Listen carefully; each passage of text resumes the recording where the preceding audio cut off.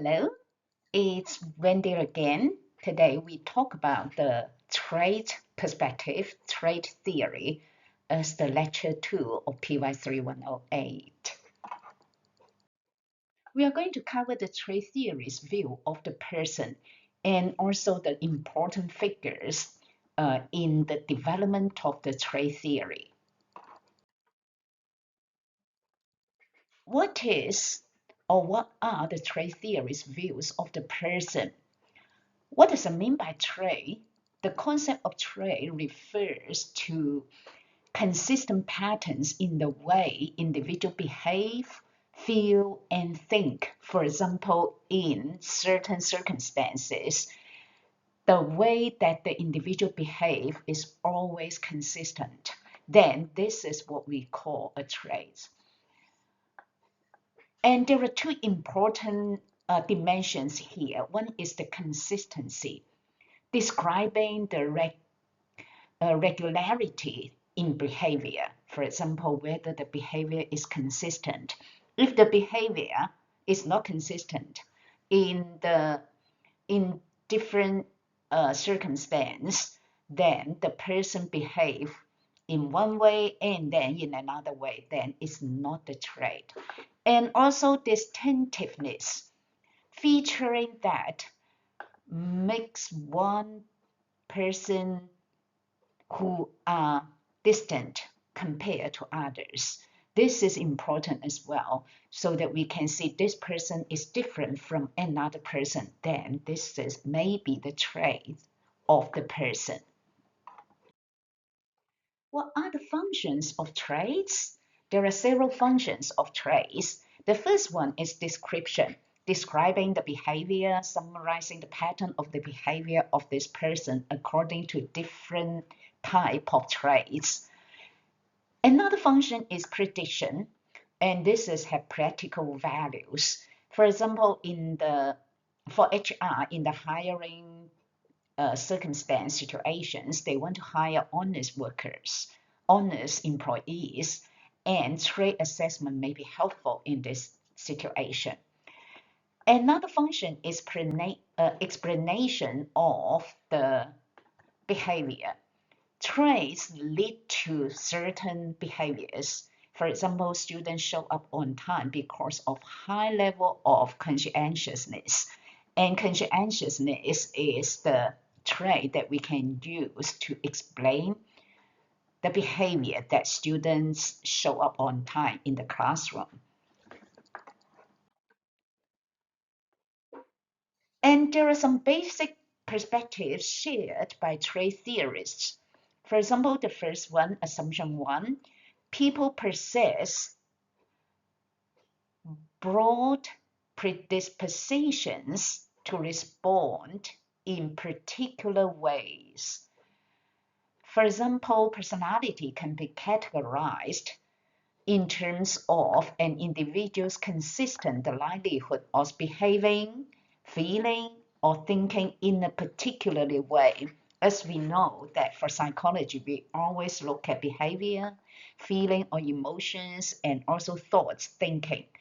So for personality, for traits, the trait theorists believe that all people have the broader predisposition to respond to a certain way with consistent behavior, consistent feeling, emotions, and or consistent thinking or thoughts. So this is the first assumption. The second assumption is that there is a direct correspondence between the person's performance of trait-related actions and his or her possession of the corresponding traits. Let me give you an example. For example, people who act in a more extroverted manner than others often are higher on the corresponding traits of extroversion. For example, if a person who presents extroverted behavior, and then in the trait assessment, and this person often has higher scores in the traits of its related to extroversion. And there is another assumption that the structure of human behavior and personality and can be organized in a hierarchy. For example, at the top, we use extroversion as an example. At the top is the extroversion. And then the second level, the trait level, will be sociable, uh, lively, and active, assertive, sensation seeking. These are the traits for extroversion. And then under each trait level, the items of trait level, for example, for sociable, there are some other habitual response level as well. And then have the specific response level as well. So when we look at the trace measures later on, for example, in tutorial, we will see that for extroversion, we have certain items for extroversion. And these items can be categorized at the trait level for example, sociable, active, assertive, sensation seeking, so on and so forth.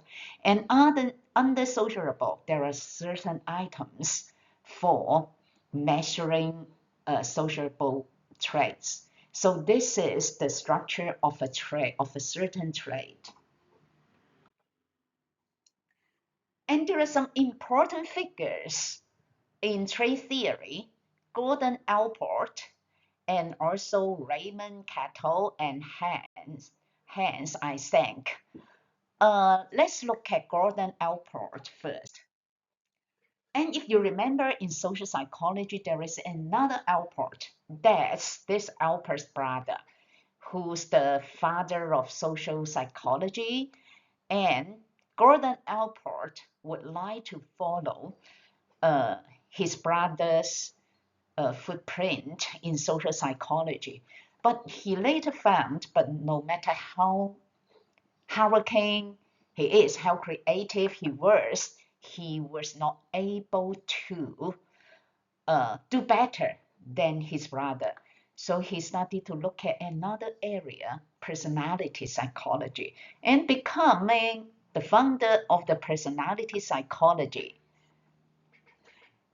And he criticized psychoanalysis, Freud's theory for plugging too deep, looking at the unconsciousness level too deep.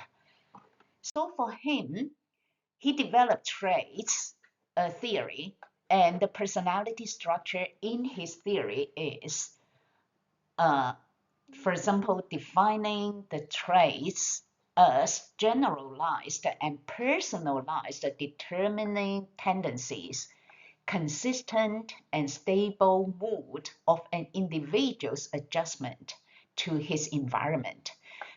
In different environment, the in different environments, the person still display consistent and stable, generalized and personalized tendency. So this is a definition of traits by Alport, developed by his college in 1936. And there are classifications of personality descriptor into three different categories. They classified personality descriptors into three categories. Traits, how you generally feel. For example, I am a steady person. States, how you feel you are feeling right now. I feel tense. Activities, what are you involved in? I practice meditation because I'm feeling tense, and I am a steady person, so practicing meditation is not difficult for me. So these are the three descriptors for personality. When we look at personality from Alport's perspective, look at the traits, the states, and activities. Alport also categorized the traits into three different kinds, but overlapping kinds of personalities. And the first one is cardinal traits, which is a dominant trait that categorizes all of the person's behavior. For example, extroversion. And for a person with extroversion personality, extroversion traits, this person may have central traits as well. This is the ruling traits that guide most of the person's behavior. For example, honesty, sociability, and an extroversion person often displays honesty and sociable traits as well. These are central traits. And also secondary traits governing behavior in specific situations. For example, an extroverted person may be aggressive at work, but not elsewhere. So these are the secondary traits displayed in certain situations, but not elsewhere. Alport also focused on ideographic research, focused on understanding the individual's experience of a specific person or a small group, and leading to criticism such as overgeneralizing of the findings. For example, with the trait theory, because we group people into different traits, then within this group of people, for example, a group of people with extroversion traits, then the individual difference may be ignored for this group of people. Just focus on the extroversion traits, which means that we generalize the findings. However, his contributions value added not only to trait psychology, but also to personality psychology's emergence as a unique scientific discipline or subdiscipline.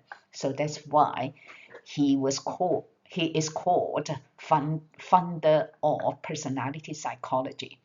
Again, for every perspective, theoretical perspective, they have their strengths and but also their limitation as well. So there is a problem. Aside from Alport, trait theory psychologists generally have tried to identify a universal set of traits. Then how many traits are there? We need to identify some of the traits shared by people across cultures, across nations, across age. Then how many traits are there? So a solution is factor analysis to group the traits into uh, different categories, and using the statistical analysis. So the factor analysis is a statistical method used to identify a universal set of traits, that is, a set of traits that everyone possesses to a greater or less degree. And this method is also a statistical tool for summarizing the ways in which a large number of variables to go together or co-occur.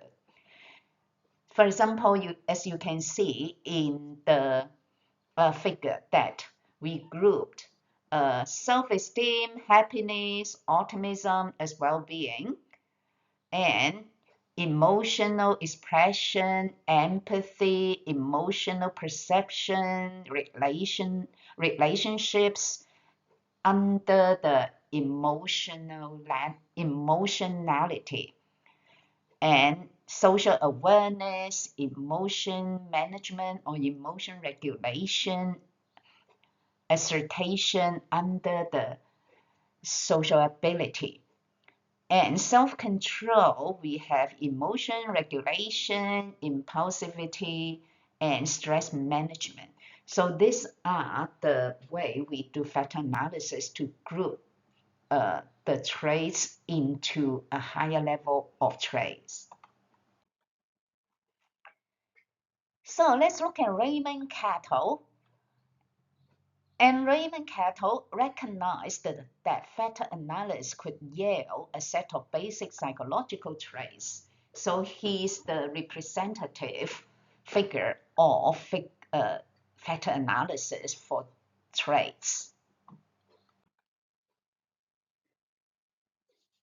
The factor analysis for trait theory by Cattell focus on different levels of traits. One is the surface level, another is the source level. Surface traits are on the surface by name, superficial, and can be observed.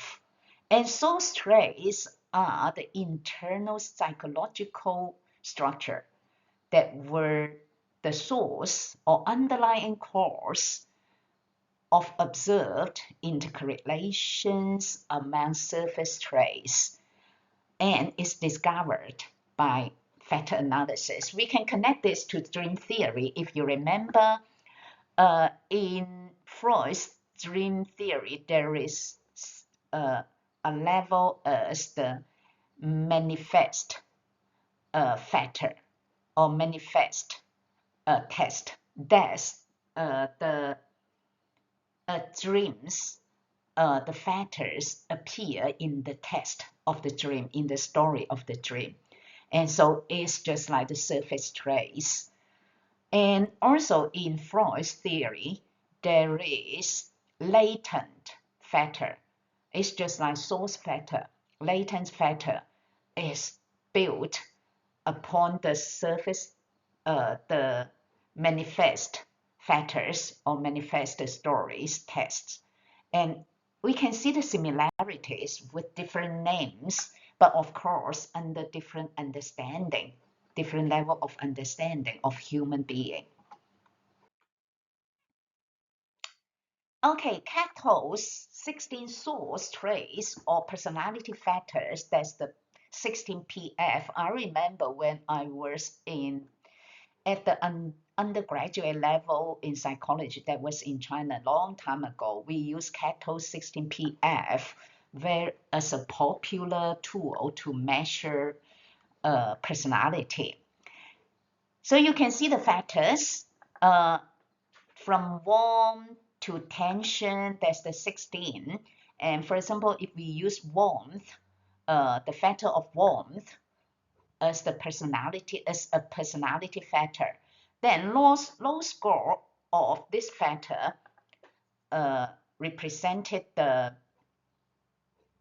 surface traits of cold, selfish, and high score representing the surface factors, surface traits of supportive, comforting, intellect, and for example, the second or the emotional stability.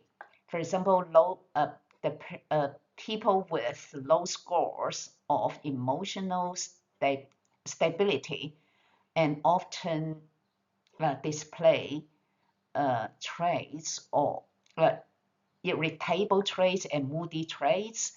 And with high scores of emotional stability, people often display surface traits of level-headed, calm as well. So these are the theory of Cattell's 16 source traits, the correlation with the surface traits as well.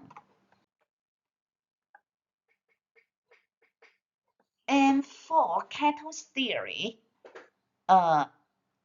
he developed the systematic methodology resulting in a rich theoretical structure of personality traits.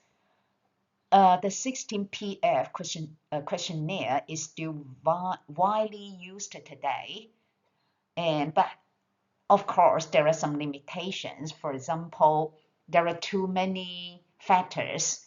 For example, that's the 16 source factors, then under each source factors, there are some other, there are surface factors as well. So you can see the questionnaire is very long. I think use the factor analysis as well, just like Cato. But when one step forward, have the secondary factor analysis, and he called the resulting factor as the super factors. So let's look at how I think analyze the traits.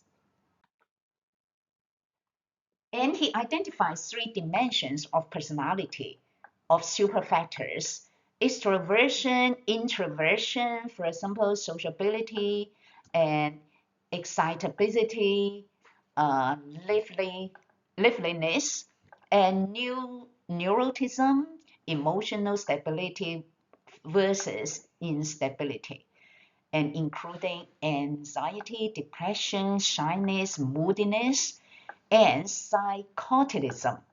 And for example, aggression, lack of empathy. As we can see, the extroversion and introversion is something we use very often when we talk about personality, particularly later on when we talk about the 16, the big five, not 16, the big five, and neuroticism as well. So these are the dimensions of Eysenck's personality theory. And of course, he used these dimensions to guide the factor analysis to develop the questionnaire. So this is Eysenck's personality measure. 10 questions. For example, do you usually take the initiative in making new friends? Yes or no? Just use yes or no rather than Likert scores. And also have the scores have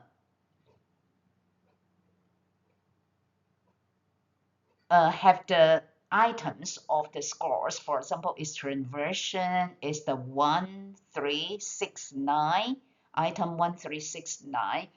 And neuroticism is the 2, 5, 7, 10, and also include two line scales, line items to see whether the person lies or not. So for example, item 4, do you sometimes laugh at a dirty joke?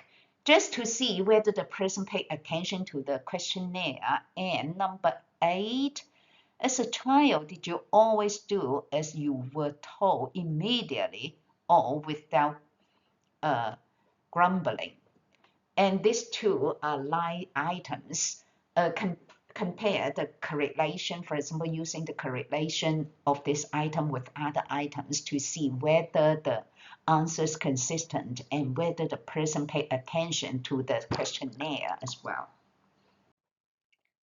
And I think found the biological basis of personality traits. For example, introverts experience more cortical arousal from events in the world, and opposite for extroverts experience less cortical arousal. That's why extroverts often seek out more intense social experiences. For example, uh, extroverts often have higher level of sensation seeking. Limbic system and autonomic nervous system often is an indicator for neuroticism. And psychoticism often linked to certain type of hormone. For example, dopamine is one of the hormone very often to be seen in people with high level of psychoticism. So these are the biological basis of personality traits from Eysenck's theory. And what are the criticism against Eysenck's theory? And one is that the measures did not align very well with theory. concerns with cortical arousal, but measure is more from self-report questionnaires. It's not, there is no biological measurement of the cortical level. Underestimate the complexity of the brain. Focus on cortical arousal did not account for the links higher or lower uh, with the higher or lower level systems. So because as we know, our brain is very complex. So just focus on cortical arousal may not be able to explain the complexity of the brain activities related to personality and related to some kind of traits displayed in a certain situation.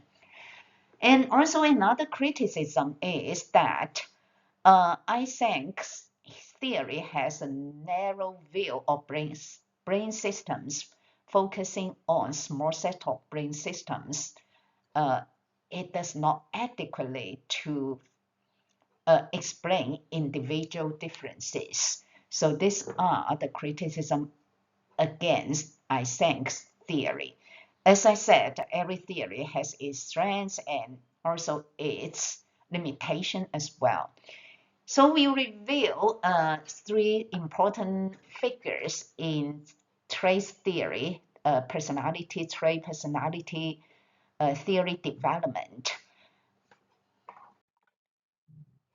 And we will move on to provide more detailed discussion of the Big Five theory, one of the most important trace theories later on.